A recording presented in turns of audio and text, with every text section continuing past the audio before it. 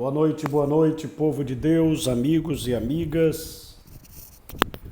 Como estão vocês? Tudo bem? Como foi o seu dia? Hoje as coisas começaram a voltar ao normal, começaram a se encaixar novamente e estamos aqui. Nesse período, sempre eu estou intercalando os dias que não tem culto com os dias tem o culto online, e os dias que não tem culto eu estou fazendo uma live, sempre para trazer uma palavra de esperança, uma palavra de ânimo, uma palavra de vitória para a sua vida. Um pastor é alguém que tem várias funções. Pastorear é muito mais do que pregar. Pastorear é ser conselheiro. Pastorear é às vezes ser delegado, médico, psicólogo. Pastorear é administrar também. Acima de tudo, pastorear é cuidar de ovelhas. Então, em um momento como este que estamos vivendo, muita gente se assusta em ver pastores pontuando, colocando pontos de vistas como cidadão. E isso assusta muita gente, inclusive muitas pessoas que são cristãs. Eu não vou dizer que se dizem cristãos, porque muitos eu conheço e são cristãos. Porém, aprenderam de forma equivocada que ser um ministro do Evangelho é estar alheio ao que acontece em sua volta. Na verdade, todo grande líder, pregador, pastor, ele precisa estar muito bem informado. Tanto é que quando você vai estudar o bacharel em teologia, que Deus me deu o privilégio de fazer tanto o bacharel como o nível superior em teologia, reconhecido pelo MEC, quando você sai do básico, você vai estudar, o básico você estuda matérias bíblicas, teológicas, né?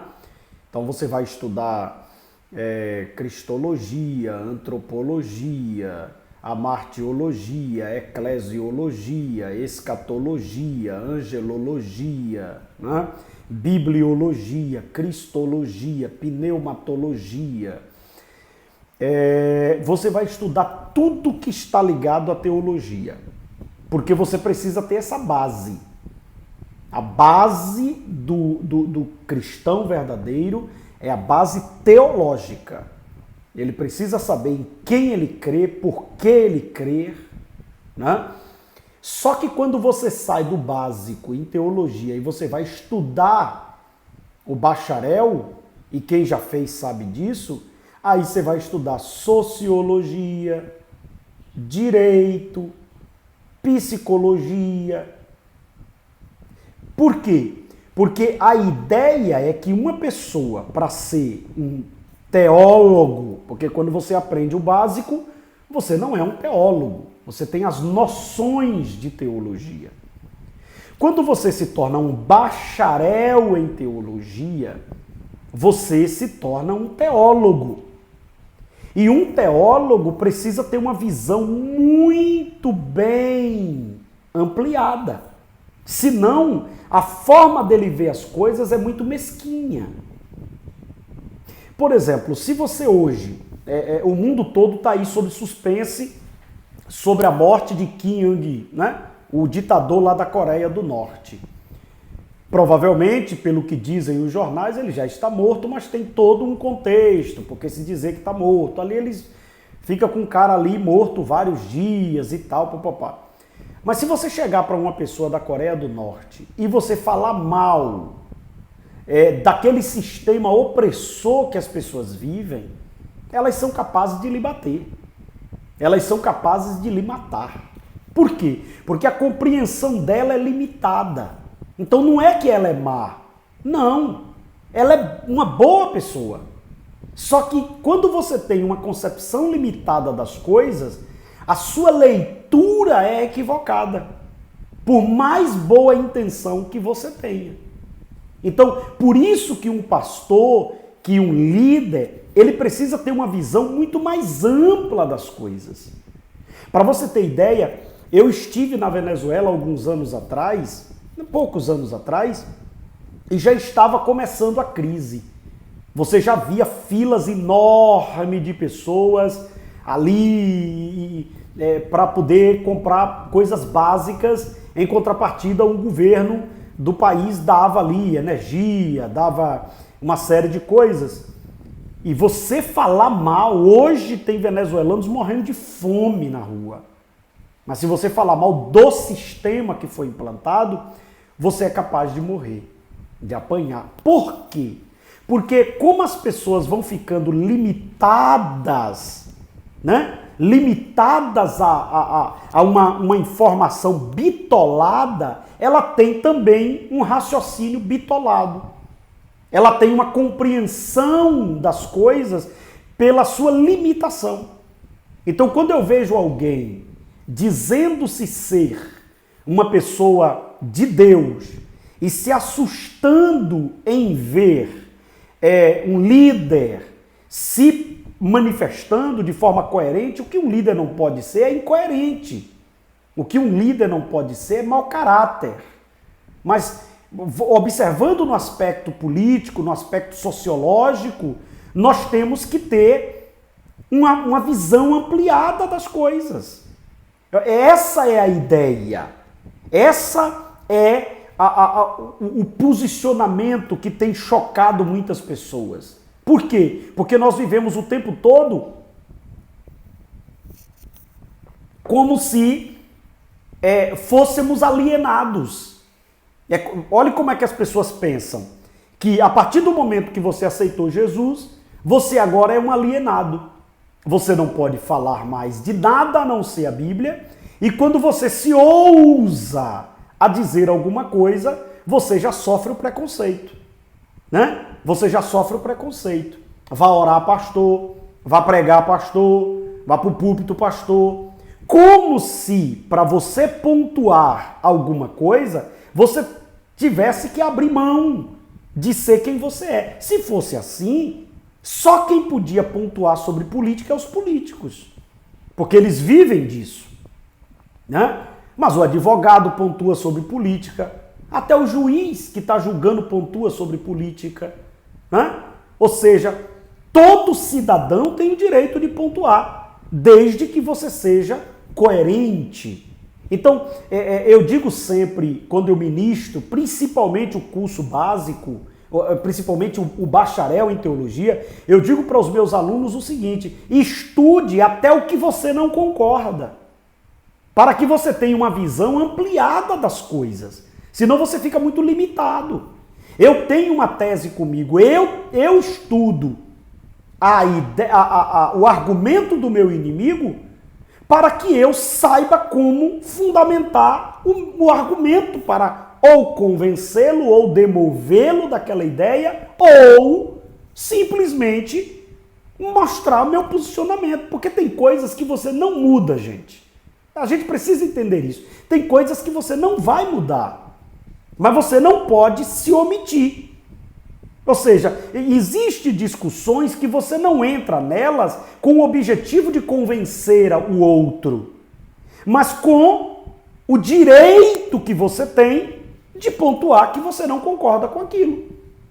E você já observou o que está acontecendo no Brasil de uns anos para cá, principalmente depois que a esquerda assumiu? Só quem pode falar é eles.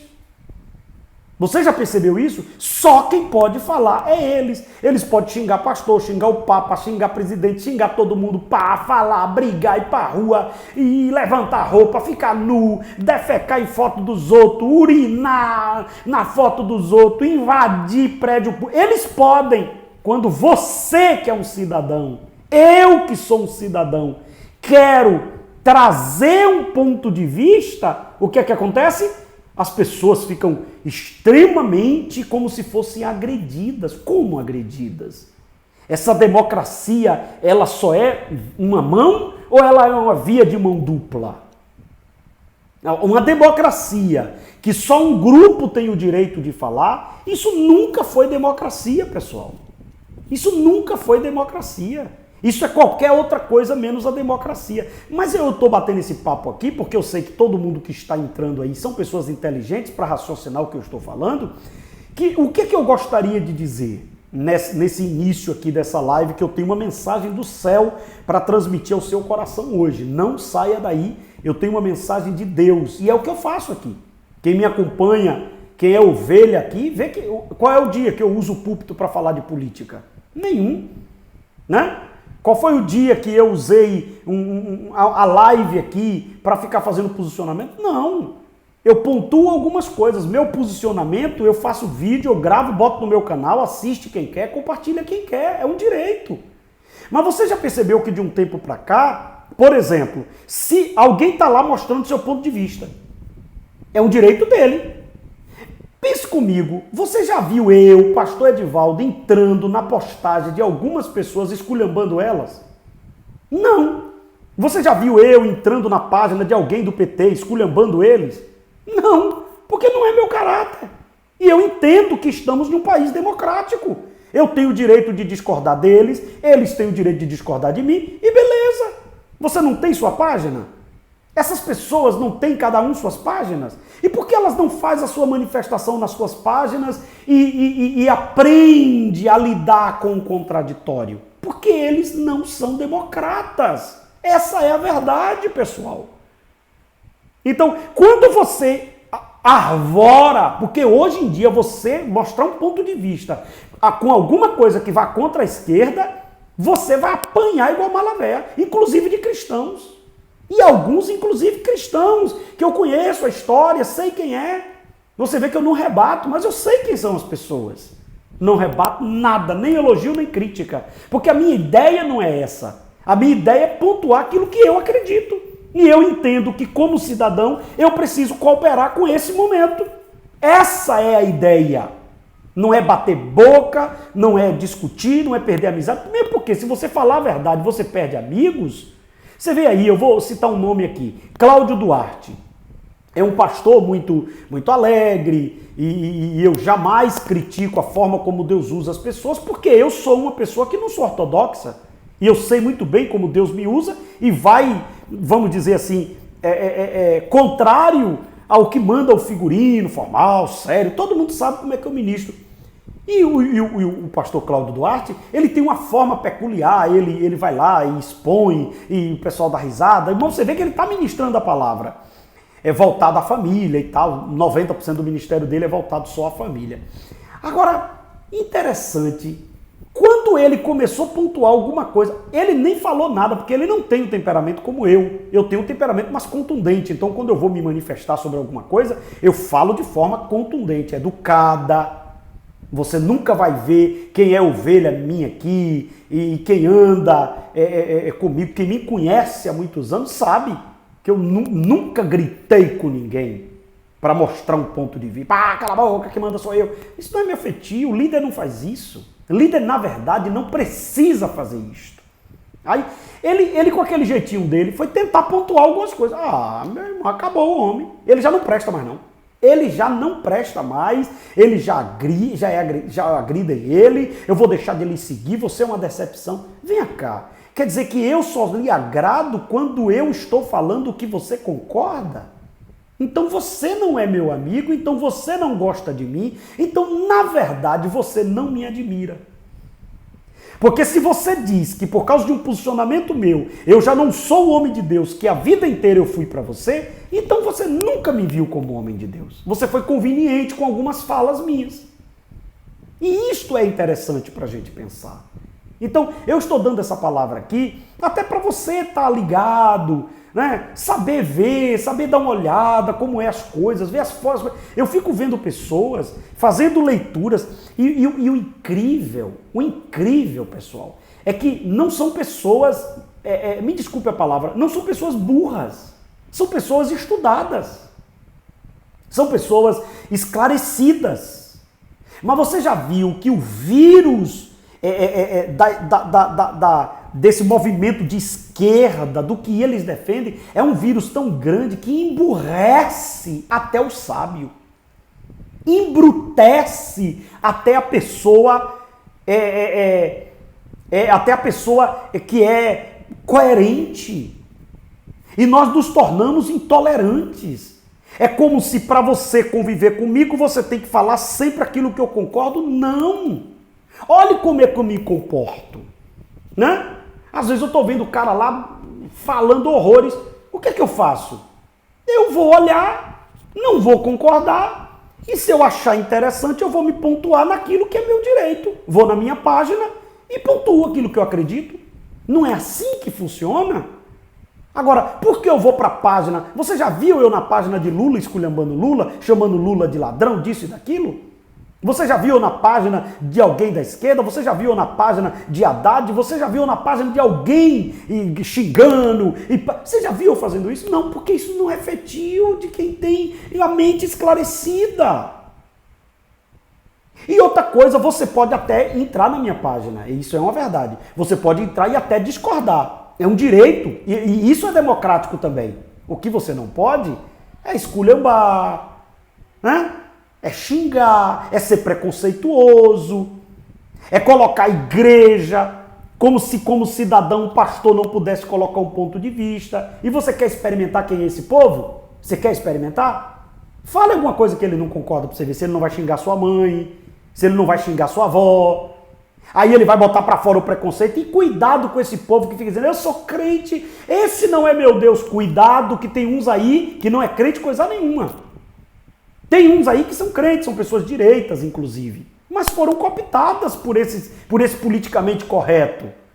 E eu, que sou um líder, sei que quando você vai na contramão do politicamente correto, você vai desagradar, isso é normal. É normal você entrar lá, pastor, infelizmente não concordo com o seu ponto de vista. Ótimo, não tem problema nenhum. Pastor, infelizmente eu não entendo assim. Pastor, infelizmente eu vejo de uma outra forma. Parabéns para você. Normal, você é mente pensante. Você não é massa de manobra. Porque eu digo na igreja, quem é ovelha aqui diz, você não deve obedecer cegamente a ninguém.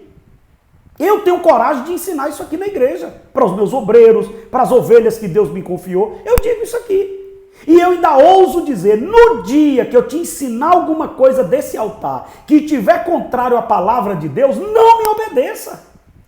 Eu tenho a coragem de dizer isso, e não disse isso nenhuma, nem duas, nem três vezes não. Eu ensino isso. Você não deve ser massa de manobra de ninguém. Você não deve confiar cegamente em ninguém. Você não deve seguir cegamente a ninguém. Agora, quando você precisar pontuar, seja equilibrado. Você vê que as pessoas estão vivendo um desequilíbrio tão grande, mas tão grande, que elas não esperam nem chegar ao final do vídeo que você pontuou. Ela não lê nem o texto todo. Porque isso aí é fácil você perceber. Quando você vê o argumento da pessoa, o restante do vídeo deixa ela com vergonha do que ela escreveu. E ele, às vezes. Mas o impulso de não quer nem ouvir. E isso é lamentável. Esse acirramento desnecessário. Ou seja, e quando eu falo acirramento, não é cada um pontuar, não. É você não respeitar o posicionamento do outro. Você pode respeitar o posicionamento do outro. Por exemplo, eu precisei ter uma palavra com alguns pastores, e eu percebi alguns pastores esquerdopatas, e eu disse o quê? Eu disse, é impossível você ser um cristão genuíno e você defender a ideologia de esquerda. Mas não precisa, e não precisa você dizer, você não é um direito, você não merece ter ser pastor, você é um safado, você é um... Não precisa, pessoal. Eu tenho o direito de dizer isso com equilíbrio. Né? Tem algumas pessoas que colocam aí, pastor, você me representa. Pronto, você não... Pastor, o senhor não me representa. Nessa fala aí, infelizmente, eu não estou com o senhor. Beleza, mas vá com argumento, gente. Ouça o vídeo todo, leia a frase completa. E antes de falar pela emoção, porque uma coisa ali mexeu com você, dá uma olhadinha no todo. E aí você vai perceber que às vezes a maioria do que você queria falar não precisa. Não precisa. Você vai dizer, pai, não precisa. É verdade, interessante, o ponto de vista aqui é uma coisa diferente que eu não tinha prestado atenção ainda. É normal isso. Faz parte da nossa democracia. Então, nós precisamos entender isto, nós precisamos acordar para isso, né? Nós precisamos acordar para isso. Senão, nós vamos viver, nós vamos voltar para a idade da pedra. E isso é muito perigoso. Eu tenho que respeitar o teu ponto de vista, mesmo quando eu tiver a necessidade de dizer que você está equivocado. Beleza? Agora eu não preciso te agredir. Aí você olha que algumas pessoas é lamentável. É lamentável. É uma coisa assim que ainda que eu quisesse responder, não vale a pena. Não vale a pena. É como se algumas pessoas dissessem assim, fique na sua. Como ficar na sua diante de uma crise dessa? Como não falar como um homem de Deus diante de uma crise dessa? Como assistir de camarote aquilo que está incomodando você? Quer dizer, tem alguma coisa errada. Esse modo operandi de algumas pessoas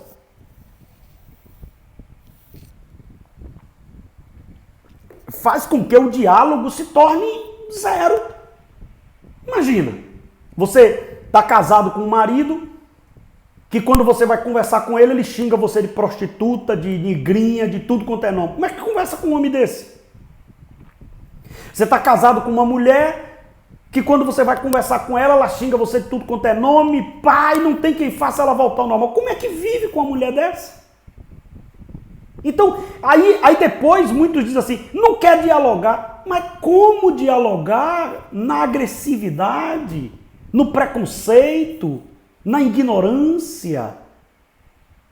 Como dialogar? Não tem diálogo. Porque, irmãos, quando você estuda sobre guerra, né? Eu tive, esses últimos anos eu tenho viajado bastante e eu aproveitei e baixei algumas séries de documentários e de algumas coisas assim que traz lições para a liderança, porque tudo que eu vejo é atrelado ao meu chamado na liderança, né? Por isso que algumas pessoas, pastor, o senhor falou de uma forma que eu gostaria de falar e não sei. É porque a minha mente não é bitolada. Eu não estou dentro de uma caixinha fechado. Eu consigo conversar até com quem discorda de mim, desde que tenha argumento e respeito.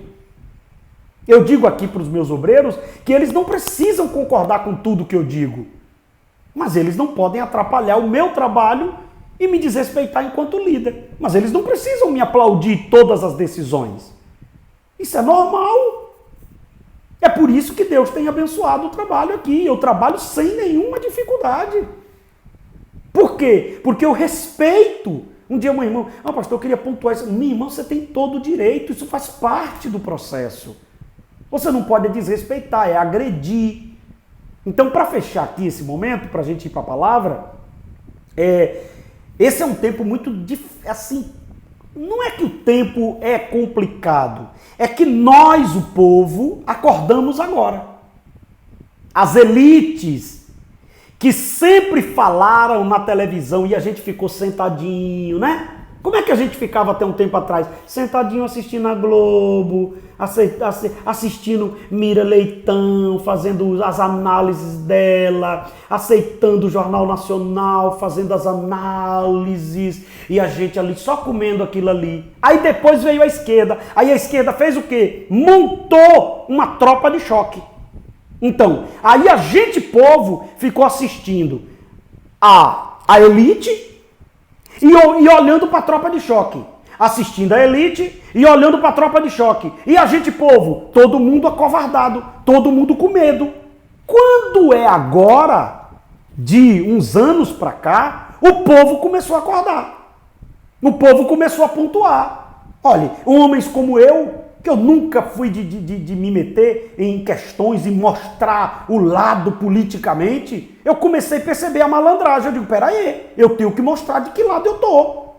Eu tenho que mostrar de que lado eu estou. Quem concordar comigo, quem não concordar, faz parte. Mas eu posso mostrar de que lado eu estou. Você sabe o que é que eu não posso? É fazer isso no púlpito da igreja. Eu não posso fazer isso no púlpito da igreja, que eu sou pastor.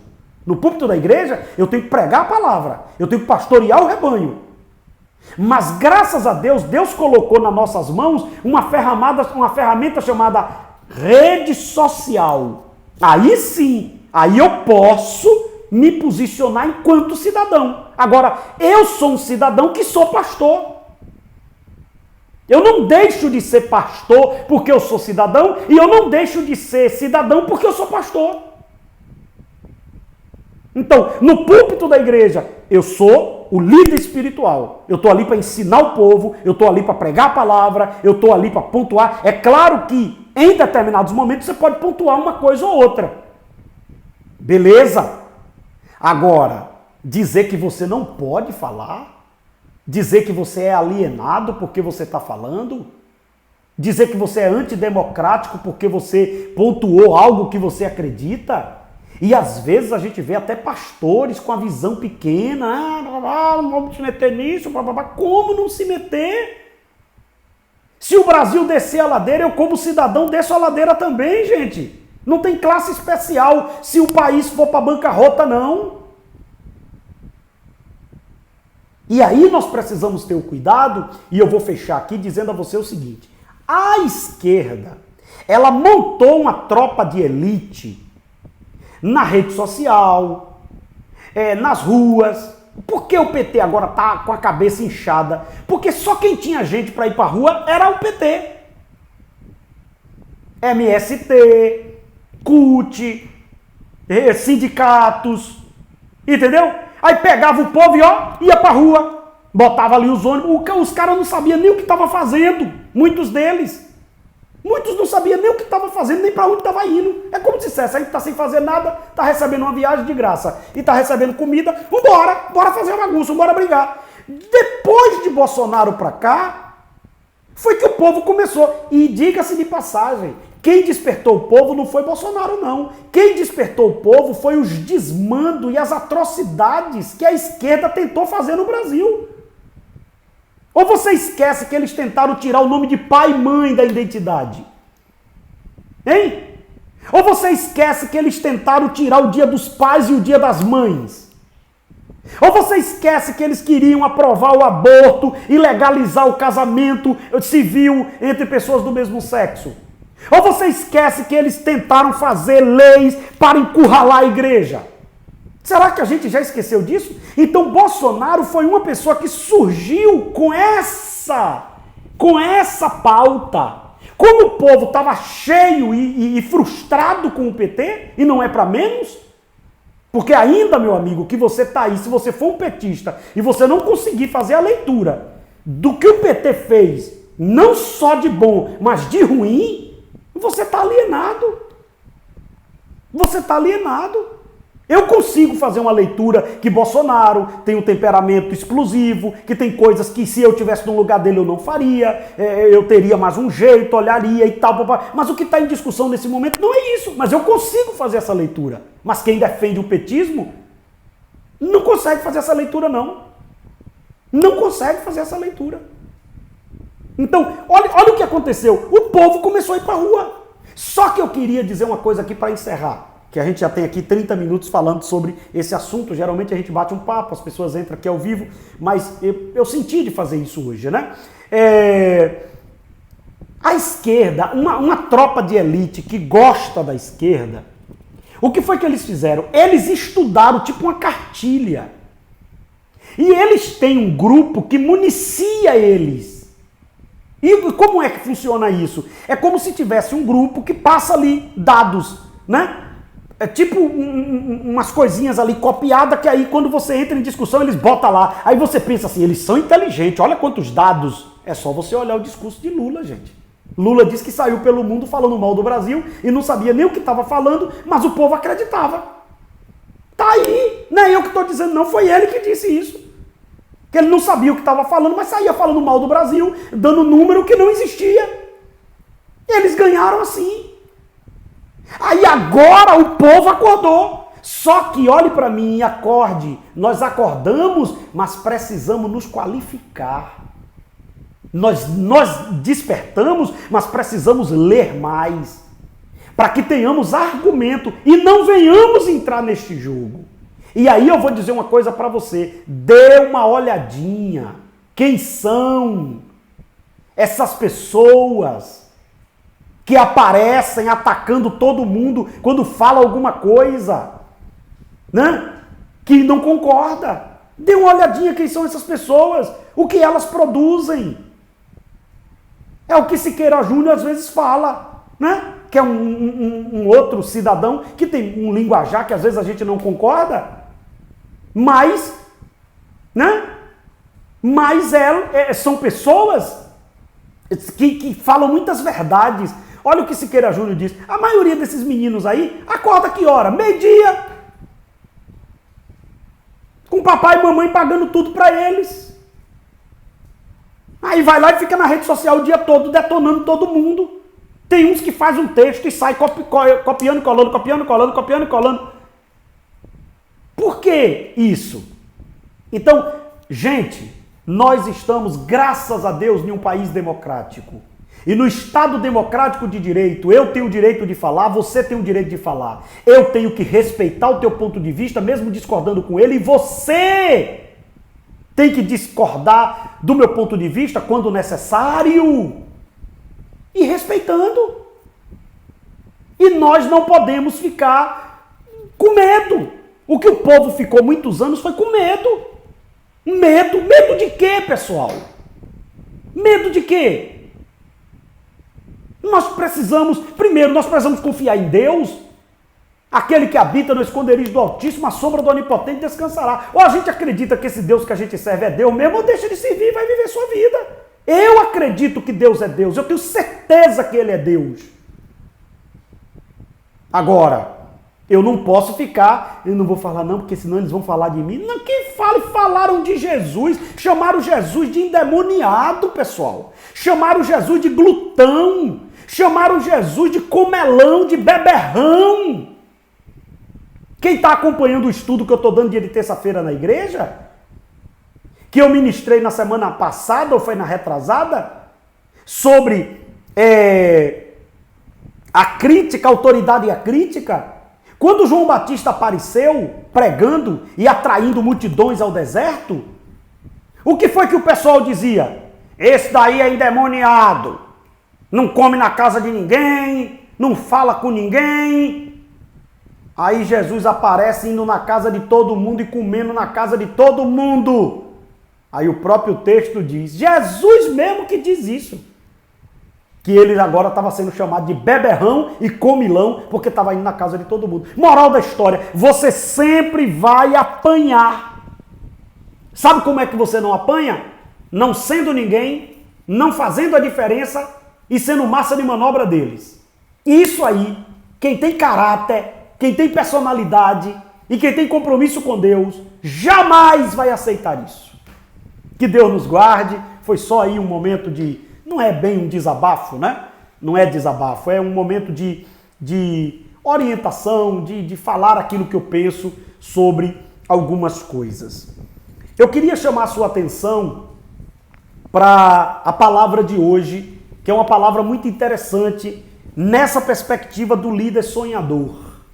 Do líder sonhador, tá bom? Antes de você... de a gente começar a ministrar, eu vou pedir para você abrir o texto e você bota da onde você está falando para eu poder mandar um abraço para você, tá bom? Abra sua Bíblia aí em Gênesis, capítulo de número 40, versículo 23. É a mensagem hoje, essa é a nona mensagem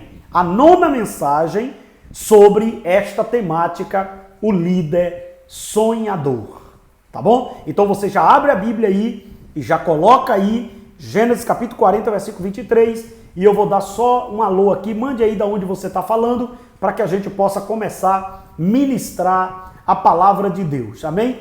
Flor Cruz está falando de Vida Nova, Lauro de Freitas, ok? Um abraço para você, glória a Deus. Então coloque aí de onde você está falando, para a gente mandar um abraço para você. Marcelo Santana, ok? Geisila, da Bahia. Amém. Maria, como é? Negócio de vereador aqui. Cláudia Valença. Maurício Lauro de Freitas. Mônica Irajuba. Jaciara Valença. Ildete, Brasília, Distrito Federal. Eduardo Lucena, João Pessoa. Geisa, Tuberá. Jussi Areias, Ziza, Vitória da Conquista. Eita, a lista agora subiu, um momentinho. Maria, Salvador, Gil, Morro do Chapéu, Luciana Silva, Correntina, Edileide Mendes, Valença, Bahia. Minha mana aí, um beijo para você. Deus te abençoe, te guarde. Adriana Dias Dávila, Jussi Ferreiro, né? Jussi Fevereiro, a Jussiara de Laje, Bahia, Edson Barra do Pujuca, Jana Trindade, ou Janaína de Livramento, Pastor Lázaro, Foz do Iguaçu, Paraná. Que bênção! Tem uns amigos aí, o pastor Zedequias, né? Do Paraná. Bernadette Camaçari, Joilda, Santo Antônio de Jesus, Jaque, Barra do Jacuípe, Júnior, Siqueira Júnior, olha o Siqueira Júnior aí, ó. Monte Gordo, Jair Gomes, Santo Estevão, Jana Trindade, Livramento, Janaína, Livramento, Feira de Santana, Espaço Beleza, Cairós, Camaçari, Silmara, Monte Gordo, Maurício, somos de Barra do Jacuípe, amém, Kleber, Canape, Alagoas, Souza, Camaçari, Patrícia, IADBJ, Cowboy, né? Jorge, Batista, Valença, amém, Iluana, Barra do Jacuípe, Barreto, Midian, Valença, que bênção, muita gente de Valença, Dieguinho, Monte Gordo, Edna, paz, pastor, amém, amém, Gil, né, Isabel, Morro do Chapéu, Pastor Renner, Feira de Santana, Geração do Fogo, amém, de Jesus, Santana Nery, Valença, Bahia. Eu acho que aí é minha mãe de criação, minha mãe do coração, né? Eu tenho minha mãe biológica, Ildete Mendes, lá em Tranquedo Neves, e tenho minha mãe do coração, que é a irmã Neide. Olha aí, irmã Neide aí, ó. Um abraço, irmã Neide. E a DBJ Caraíba, Edna, presbítero Ciro. Amém. Amém. Amém.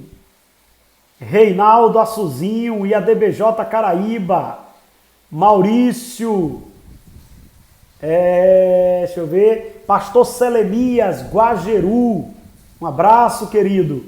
Elaine, Barra do Jacuípe, Maurício, Pastor Bira, Pedreira, amém. Deixa eu ver, sinaliza aí, Gideane, como é? Muito forte, Brasil, amém, amém, amém. Glória a Deus. Vamos começar a palavra desta noite. Pastor Pedro, amém. A palavra de Deus hoje, para o nosso coração, seguindo esse estudo, está no livro de Gênesis, capítulo 40, versículo 23. Aí eu queria que você parasse agora para ouvir esta palavra. Diz assim: o copeiro Mó, porém, não se lembrou de José, antes se esqueceu dele.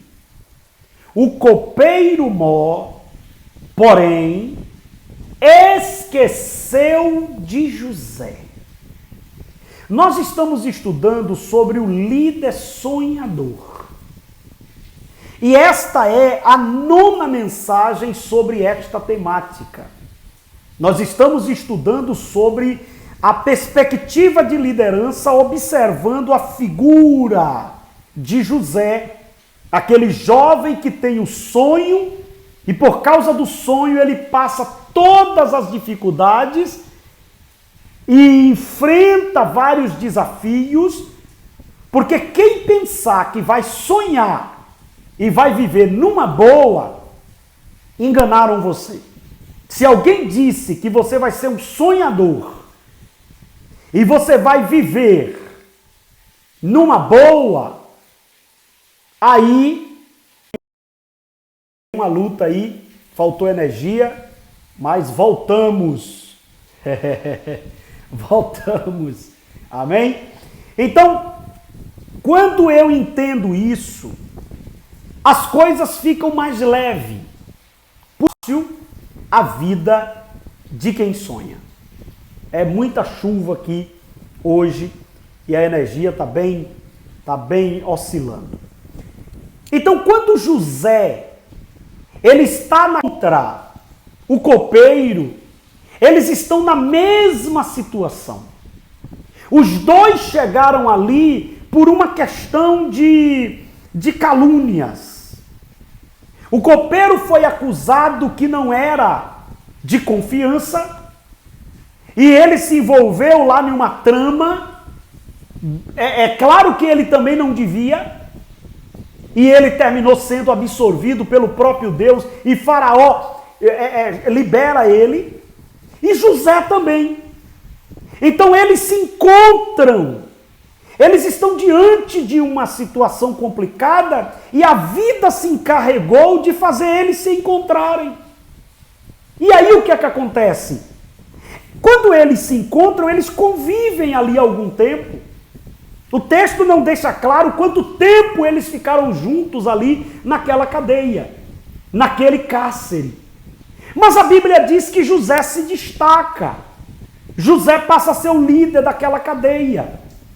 Mas mais do que isso, a Bíblia Sagrada diz que José tinha um dom de Deus, que José tinha algo de Deus no seu coração.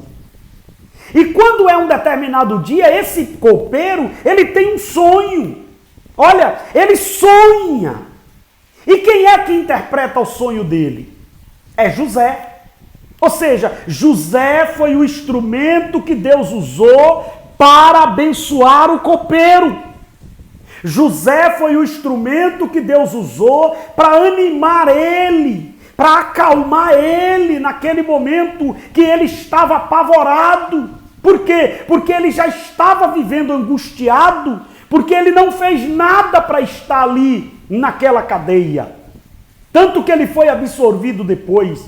Mas agora, nesse dia, ele está atribulado. Sabe por quê? Ele ficou atribulado porque ele estava inquieto pelo sonho que teve. E quem foi que Deus usou para acalmar ele? José. E quem foi que Deus usou para colocar as coisas em ordem? José. Só que o texto diz que quando ele é abençoado, ele esquece de José. E esse é o tema da mensagem desta noite. Aprenda a lidar com as frustrações e decepções.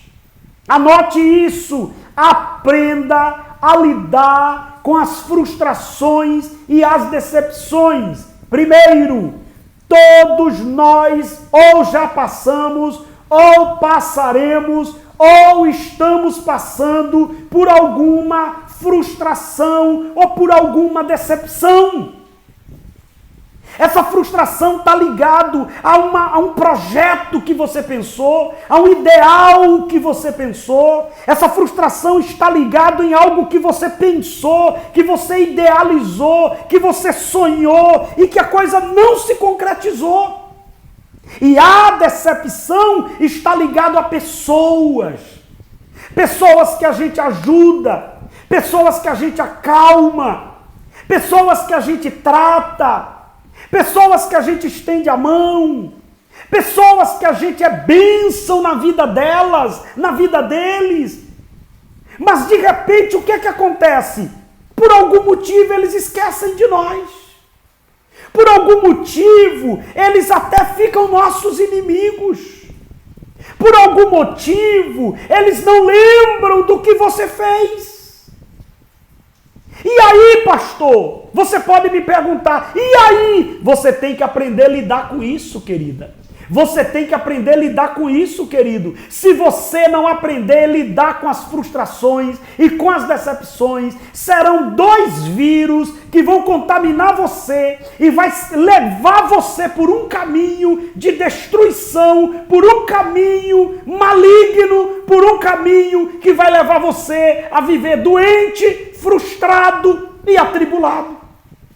Eu não posso permitir que as frustrações que eu já tive na minha vida, que as decepções que eu já tive com pessoas, me transformem em uma pessoa revoltada, me transformem em uma pessoa desconfiada com todo mundo, me transformem em uma pessoa agressiva, recatada, como diz o ditado popular, bicho do mato, como se dissesse, eu vou viver essa vida para eu não me frustrar mais. Não é assim não que é a vida, não é assim que a banda toca.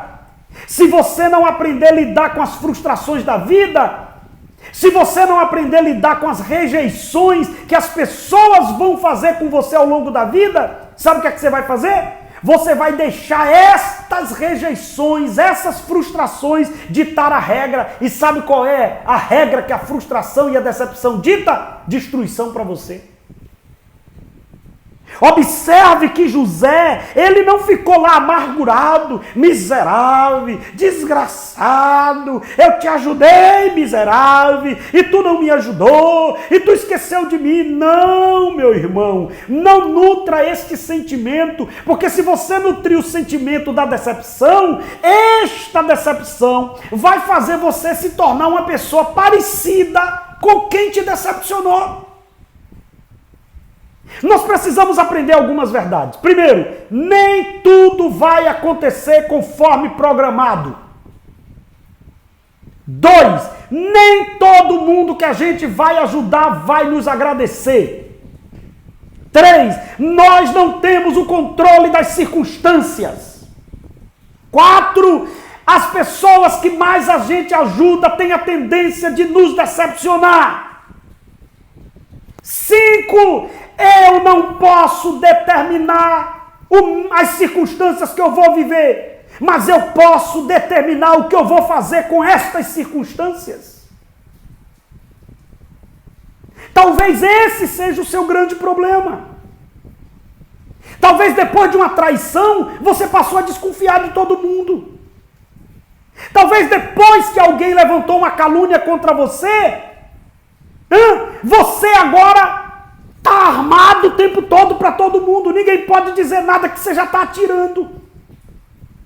Talvez alguém que lhe abandonou, alguém que lhe traiu, alguém que esqueceu de você, fez você se transformar numa pessoa mal amada, mal amado. Mas nós estamos falando aqui de um homem que foi esquecido por alguém, que se transformou, que foi bênção na vida dele. Ele esqueceu, mas você não vê ele se vingando. Porque a Bíblia diz, a vingança pertence a Deus, não esqueça disso. As pessoas que me traíram ao longo da minha caminhada, Deus cuidou delas. As pessoas que armaram contra mim na minha caminhada, Deus colocou ela nos seus devidos lugares e estão colocando outras e vai colocar outras no meu caminho, pela minha trajetória. Eu não posso me transformar um líder desconfiado porque eu ajudei alguém e alguém me traiu. Eu não posso me tornar uma pessoa agressiva porque eu fui bênção na vida de alguém e alguém virou as costas para mim.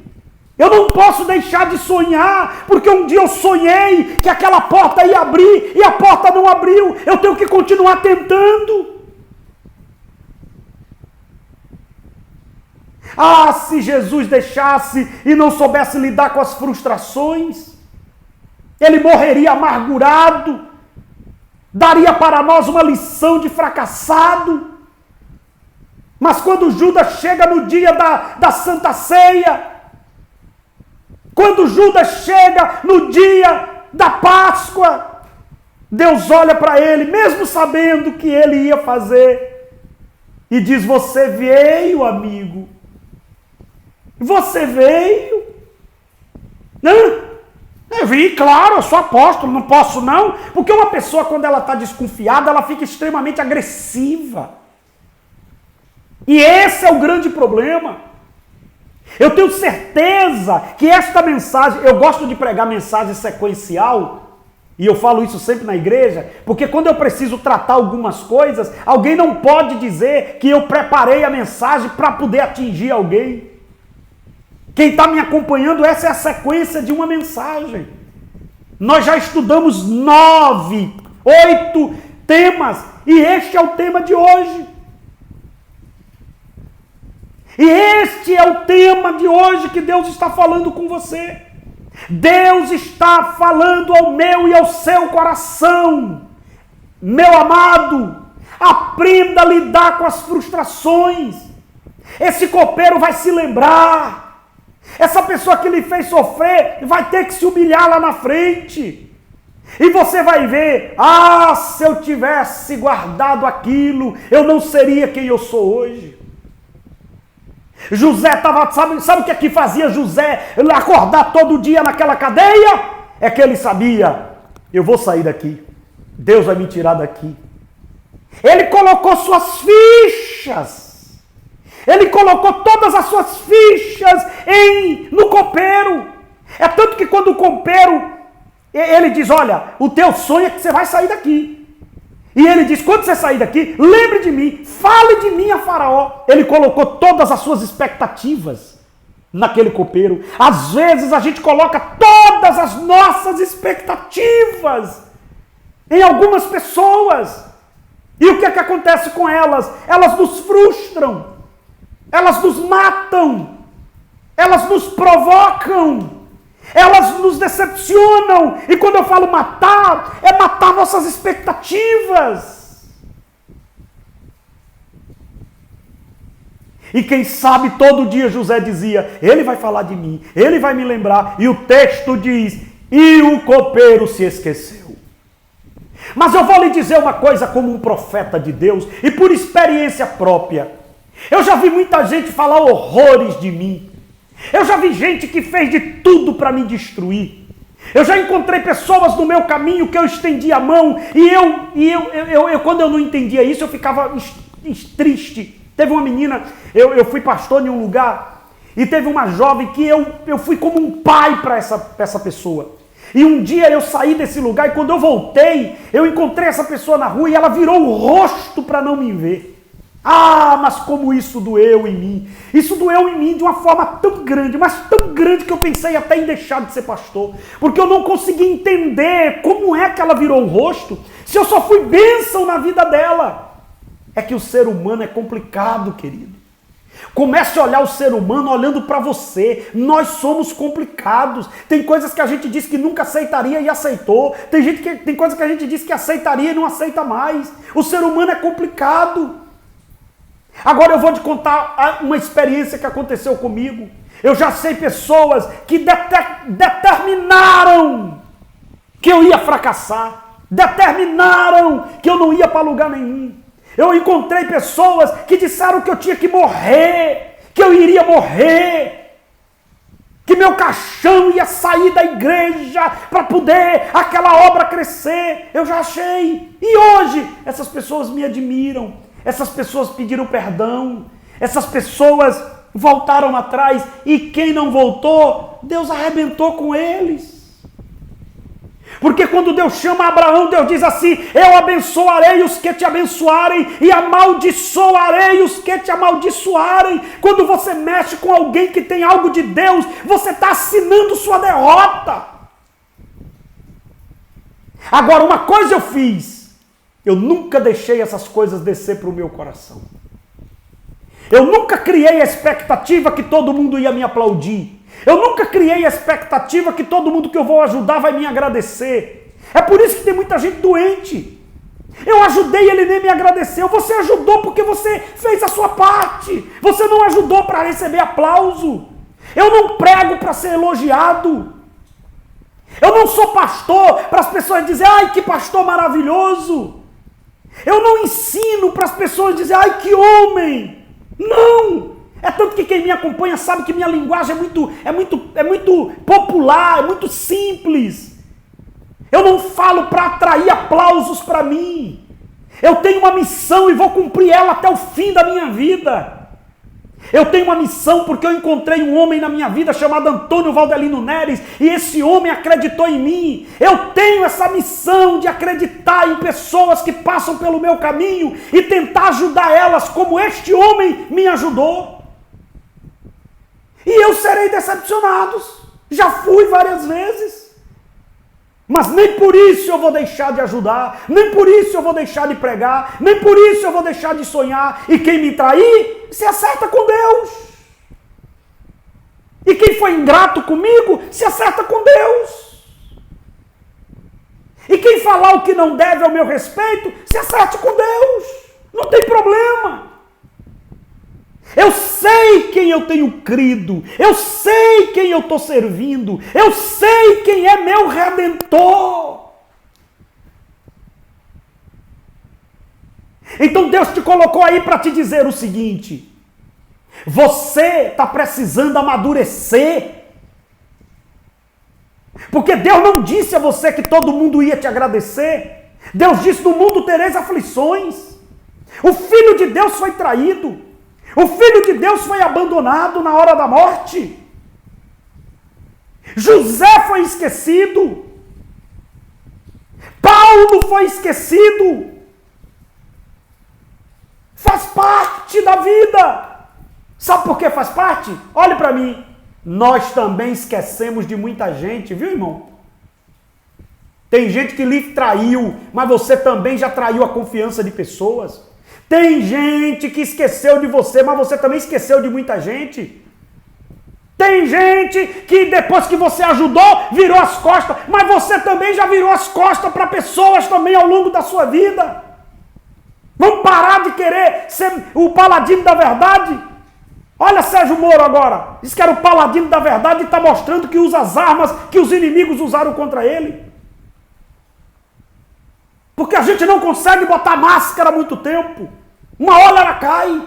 A gente não pode andar de máscara. Claro, esse negócio de andar de máscara eu tenho que explicar, porque tem a máscara agora do Covid e tem que andar. Eu estou falando no sentido figurado. Nós não podemos andar de máscara. Vamos ser sinceros, vamos ser leais. Seja você. Eu sou eu, quando eu estou zangado, todo mundo já me conhece. Minha família, a igreja, o que eu sou lá, eu sou aqui. Quando eu não gosto, eu digo. Vamos parar de usar máscaras. E vou encerrar essa mensagem dizendo para você, se você não aprender a lidar com as frustrações vão transformar a sua vida em uma frustração, em uma vida de inferno, em uma vida de derrota. Você escolhe o que você quer para a sua vida. Você escolhe. E eu vou encerrar porque o Face já puxou, o Instagram já puxou meu paletó e já chegou aqui o horário. Mas fica tranquilo, eu vou compartilhar essa mensagem aí no Story e vou salvar ela e vou compartilhar ela daqui a pouco no meu canal no YouTube, pr.edivaldo Filho. Aí você pode ir lá no canal e você pode salvar essa mensagem para você ou compartilhar com várias pessoas que você quiser. Daqui a pouquinho vai estar no meu canal no YouTube. Não vai estar publicado no Instagram e nem publicado no Facebook. Vai estar no Story do Instagram e vai estar no meu canal no YouTube, onde você pode se inscrever e ir lá e compartilhar. Então, nunca se esqueça, não deixe que os frustrados determinem sua vida. Não deixe. Aprenda a lidar com as frustrações e com as decepções. Senhor, eu ministro a tua bênção sobre a vida dos teus filhos. Eu repreendo o mal e te peço, traga paz à nossa nação, ao nosso país. Abençoa o nosso presidente, abençoa os nossos governantes, abençoe os prefeitos da cidade, os governadores, abençoe o Brasil, repreenda o caos do Brasil, em nome do Pai, do Filho e do Espírito Santo. Amém.